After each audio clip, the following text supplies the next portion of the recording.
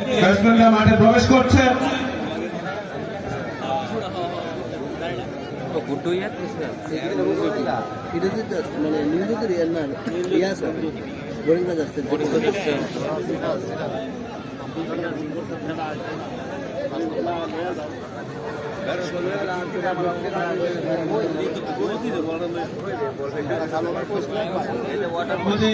খুদে বল বয়, ওয়াটার বয় এখন মাঠে বল নিয়ে প্রবেশ করলেন। বল চুজ হবে।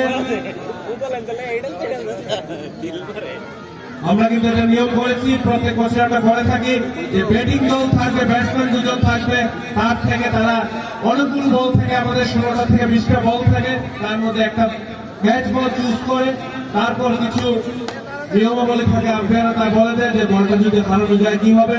আর আমি দুই টিমের অধিনায়কের উদ্দেশ্যে বলছি যে মনোযোগ দিয়ে শুনবেন। খেলার প্রথমে যেরকম ভাবে স্পোর্টসম্যান স্পিরিট দেখিয়ে হ্যান্ডশেক করেছেন, খেলার ফলাফল যাই হোক খেলার ফলাফল এক টিম জিতবে এক টিম হারবে সেটা নিশ্চিত, কিন্তু খেলার পর সেই স্পোর্টসম্যান স্পিরিটটা বজায় রাখবেন এবং আম্পায়ার এবং অপোনেন্ট টিম সবাই লাইন ধরে মাঠে ঢুকবেন এবং হ্যান্ডশেকটা কিন্তু করবেন। এটাই কিন্তু, কারণ আমরা জানি সবাই cricket is a gentleman game, তো ট্রিট লাইক এ জেন্টলম্যান আর প্লে লাইক এ জেন্টলম্যান।